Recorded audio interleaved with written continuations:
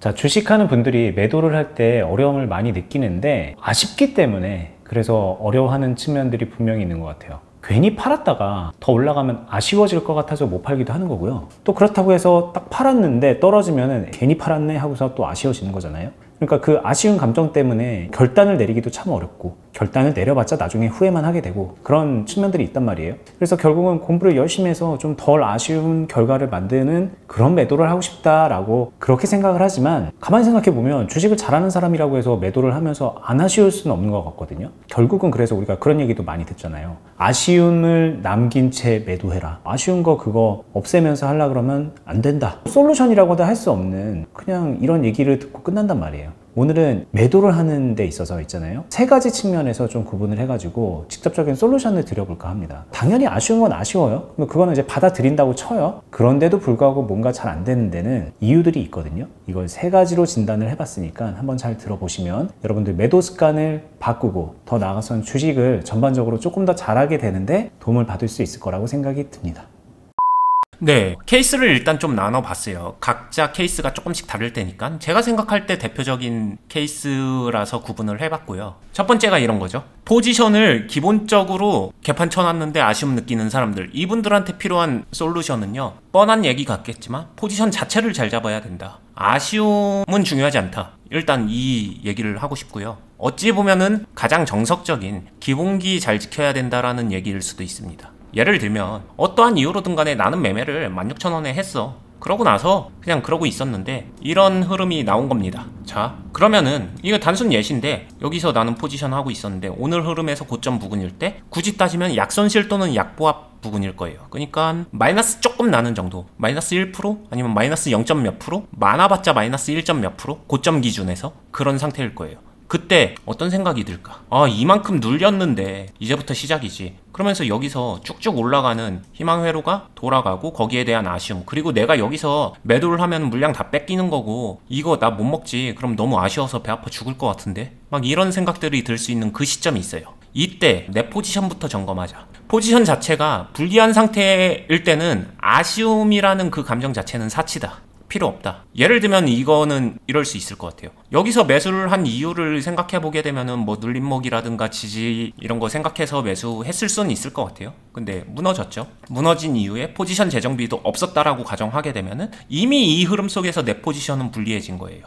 근데 상승하게 되면은 이 종목이 올라서 내 불리한 포지션을 이겨주고 훨씬 더 좋은 흐름이 그냥 당연히 나와주기를 바라는 단순 희망회로, 종목 올랐으면 좋겠다 하는 기도하는 매매가 되는 거라서 포지션이 불리할 때는 매도 기회 주면은 적극적으로 매도하자. 저는 이게 그냥 기본적인 솔루션이다. 그리고 여기서 더 나아가려면은 당연히 포지션 자체를 잘 잡을 줄 알자. 이런 생각을 합니다. 이거는 사실 뭐 매도할 때 아쉬운 걸 떠나서 그냥 중요한 얘기죠. 다른 여러 가지 조언들도 여기 섞여 들어갈 수 있거든요. 16,000원에 매수를 했어. 근데 이렇게 지나가지고 오늘 장대 양봉 만들어지는 순간에도 여전히 물려있는 상황이라면 1차적으로 많은 분들이 생각하는 게, 야, 그게 뭐 하는 거냐, 진작에 손절했어야지 라는 논리도 여기 적용이 되거든요. 근데 맞는 말이에요, 이것도. 왜냐면은 여기서 아무것도 안 하고 여기까지 와가지고 지금 더 올라가는 거 기도하고 있는 상황이면 차라리 그런 거면 여기서 손절하는 게 맞습니다. 진작에. 왜? 내가 포지션이 불리해지는 걸 인정하고 그 불리해진 상황에 나는 아무것도 안 할 거니까 차라리 그땐 손절한다가 맞거든요. 그것도 솔루션이 되죠. 근데 지금 저희 얘기하는 거는 그것만 솔루션은 아니에요. 왜? 문제는 떨어지니까는 손절하냐 아니냐가 아니라 내 포지션이 어떤 상황이냐에 대한 대응이거든요. 이거는 본질적인 문제는. 그래서 16,000원에 들어갔는데 무너지면 내 포지션을 그에 맞춰서 재정비를 해서 이 아래 시점에서도 유리하게끔 만들어내면 되는 거고, 그런 분들은 유리한 포지션을 기반으로 여기서 수익까지 낼 수 있거든요. 결과적으로는 손절한 분보다 낫죠, 여기가. 이분이 이런 식으로 이제 내 포지션을 유불리로 생각을 해야 되는데 많은 분들이 그게 안 되니까 지금 여기까지 와가지고 아, 이거 너무 아쉬워요, 다시 떨어졌어요, 이렇게 되는 거거든요. 이런 부분은 분명히 좀 교정을 해야 될 필요가 있는 내용인 것 같습니다. 너무 중요한 얘기 같아요. 이제 두 번째 이야기를 해볼게요. 두 번째는 오케이, 포지션은 잘 잡았어. 그리고 이 종목도 힘이 있어서 좀 잘 갈 것 같아. 근데 잘 갈 것 같기 때문에 아쉬워서 이거 팔고 나면은 위에서는 더 사기 어려우니까 못 팔고 있어. 요런 경우도 있거든요. 어느 정도 주식 조금 할 줄 안다. 포지션 정도는 잡을 줄 안다. 수익을 낼 수 있는 나만의 매수 타점 정도는 가지고 있다. 이런 분들한테 해당하겠죠. 그런 사람들 한번 예를 들어볼게요. 최근에 유정 관련 뉴스가 나오면서 지금 시장의 수급이 굉장히 쏠리고 있고 갑자기 수급 대장이 된 형태의 종목이죠. 그런 상태에서 잽싸게 내가 포지션을 잡았다라고 가정을 해볼게요. 여기든 여기든 각자 진입을 했다라고 생각을 해보겠습니다. 그러고 나서 수익도 잘 줬어요. 근데 이런 식으로 올라가다 보니까 왠지 여기서 팔게 되면 더 올라가는 거 못 먹을 것 같아. 상상도 합니다. 이거 텐베거의 시작일 수도 있는데 팔면 안 되는데 하면서 못 팔아요. 저는 실제로 이런 류의 상상 아니면 아쉬움이라는 기준으로 이렇게 질문하는 사람들 되게 많이 봤거든요.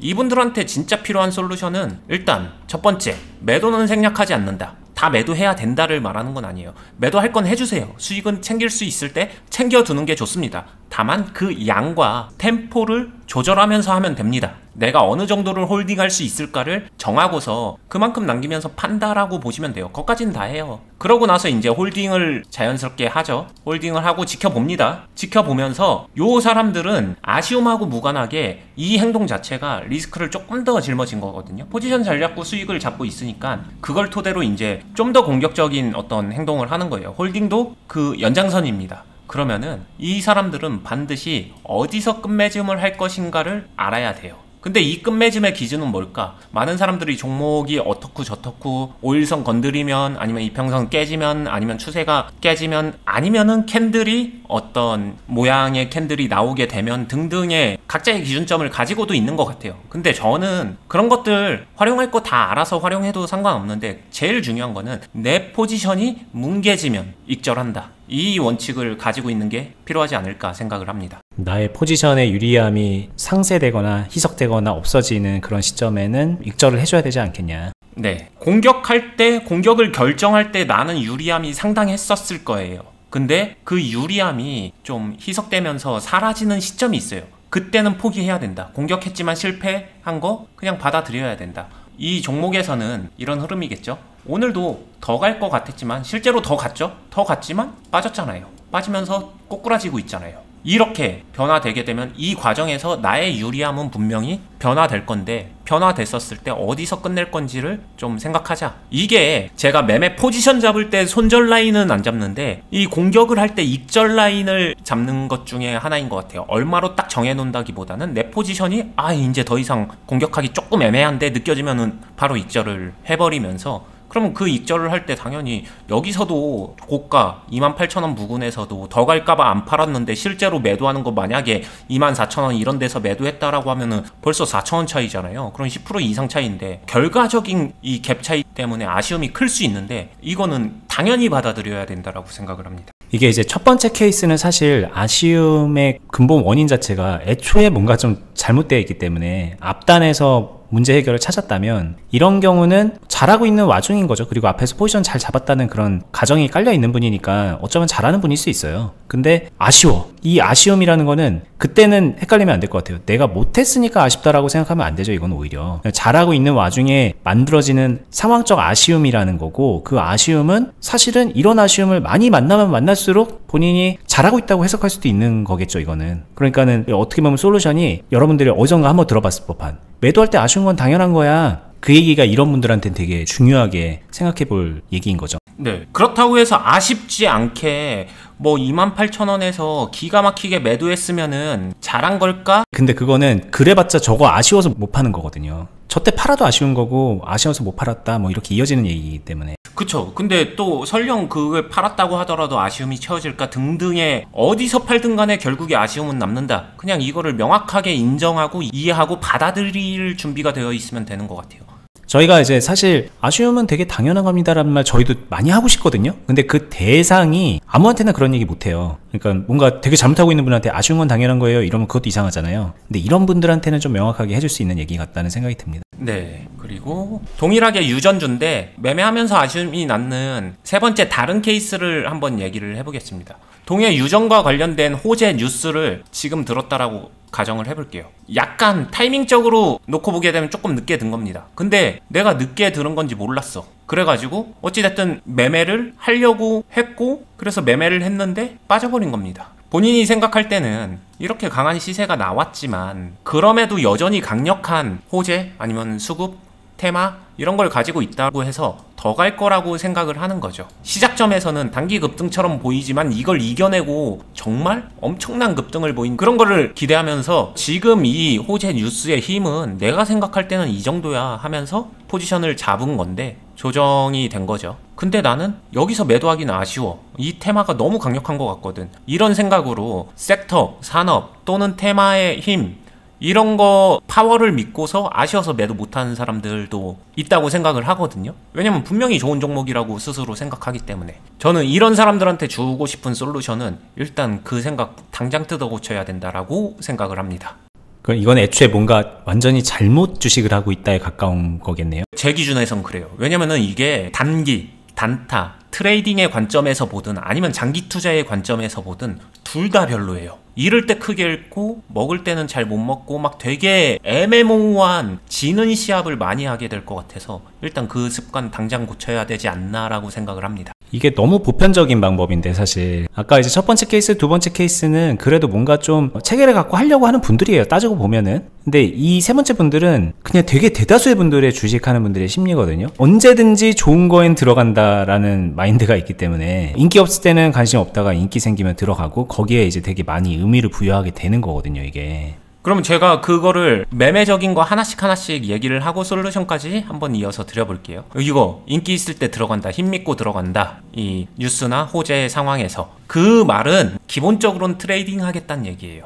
트레이딩 하겠다는 얘기는 그 파동에서 놀아야 됩니다. 근데 파동이 조정받고 이런 식으로 하락으로 변화한다? 그러면은 내가 틀렸다 예요. 이 섹터 아니면 이 테마가 약하다가 아니라 어찌됐든 내가 시작한 타이밍이 잘못됐다. 이거는 틀린 거 인정할 줄 아는 거 너무 중요한 것 같아요. 내가 들은 타이밍이 최적의 타이밍이라고 생각하면 안 되고 그렇기 때문에 틀릴 수 있다를 열어둬야 되고요. 트레이딩에서는 이런 상황에서는 당연히 포지션 조정하고서 극단적으로 손절할 수도 있겠죠. 아니면 비중을 줄이던 어떤 형태로든 간에 대응은 반드시 나와줘야 된다. 그리고 제 포지션 잡고서 다시 좋아지면 할 때 하더라도 이런 대응은 필요합니다. 근데 이런 거 하는 분들이 트레이딩 할 생각은 전혀 없고 사실 이거 이제 야 이거 유전이 나올 정도면은 이거 하루 이틀 만에 안 끝나. 하다못해 테마주라고 해도 한참은 갈 거고 테마가 아니라 이게 진짜 유전이 완전히 발굴이 되면 이거는 끝장나는 거야 라는 생각이 어떻게 보면 가치 투자적인 생각을 하면서 들어가는 거잖아요, 이게 또. 그쵸. 장기 투자나 가치 투자 아니면은 조금 빨리 하더라도 중기 스윙 뭐 이런 느낌으로 가는 건데 이것도 적합하지 않죠.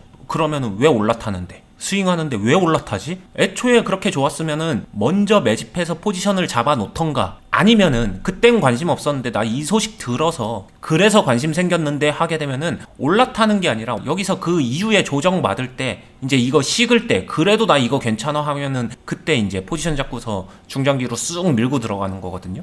그리고 만약에 이걸 정말 길게 봐서 이게 뭐 이런 유전을 떠나서 어떤 특정 종목이나 섹터를 너무 좋게 보고 그래서 진짜 초장기로 보면 초장기로 늘어놓고 이거를 10만원 20만원대로 놓고 보면 지금이 되게 쌀 때는 맞잖아요. 그 기준으로 놓고 보면 그러면 이제 그런 게 머릿속에 고정이 되면서 그러면서 저희 논리에 반박을 하는 분들도 있을 거예요. 이거 10만원 20만원 갔는데도 그런 얘기 할 수 있어요? 라고 물어볼 수 있어요. 그럼 저는 대묻고 싶습니다. 그런 분들은 뭐가 아쉽겠어요. 지금 저희 주제랑 맞지도 않는 얘기죠. 그거는 정말로 그렇게 생각을 한다면 본인이 아쉽다는 거는 그거에 확신을 갖고 있는 사람이 아니라는 거예요, 본인도. 근데 이제 논리에 대한 반박으로 내가 이거를 팔기 싫어서 모순적인 생각들을 끌고 와서 재반박을 하고 있는 건데 그런 형태 되게 많거든요. 거기는 좀 짚어볼 필요가 있습니다. 본인의 심리에 대해서. 네. 오늘 제가 이야기한 게 대표적인 세 가지 케이스라고 얘기했지 그것도 제 기준에서 생각을 하는 거고 이거 외에도 매매를 하다 보면 아쉬움이 남는 경우는 너무 많다라고 생각을 해요. 무수히 많고. 근데 여기서 제가 핵심적으로 얘기하고 싶은 거는 아쉬움은 너무나도 당연한 거다. 일단 인정하자. 근데 다들 인정하고 아는데 잘 못하는 이유가 뭘까? 그거를 파헤쳐 들어가서 각각 케이스에 맞게 행동 지침이라든가 요령 아니면 인사이트 이런 것들을 남겨드린 거고요. 결국에는 돌고 돌아서 저는 다시 이 이야기를 할 수밖에 없습니다. 그런 아쉬움 안 남기고 매매를 궁극적으로 잘하기 위해, 그래서 투자하면서 부자가 되기 위해서 뭐가 가장 필요할까? 저는 여기서도 다시 말하지만 결국에는 내 기본기 능력이 투자 생활 내내 나를 지켜주는 무기가 아닌가, 이런 생각을 해보고요. 그러니까 여러분들도 매매의 기본적인 포지션 잡고 매수 매도하는 이런 훈련들 소홀히 하지 않았으면 좋겠습니다. 자, 오늘 매도할 때 아쉬운 그런 심리, 이 부분을 좀 짚어봤고요. 결국은 매도 잘하는 노하우이자 좀 따지고 보면은 매도에만 국한된 얘기는 아니었기 때문에 두루두루 좀 본인의 매매 행태를 점검하는 데 도움이 됐을 거라고 생각이 듭니다. 구체적인 얘기들은 다른 영상들을 함께 보시면 도움이 될 것 같으니 그렇게 참고해 보시고, 저희가 함께 보면 좋을 영상들 저희가 나름대로 추려서 영상 하단 부분에 댓글란에다가 남겨 놓을게요. 그렇게 댓글 함께 보시면서 다른 영상도 같이 보면은 유익하실 겁니다. 저희는 다음에 더 유익한 영상으로 찾아뵙도록 하겠습니다. 끝까지 보시느라 수고 많았습니다. 감사합니다. 감사합니다.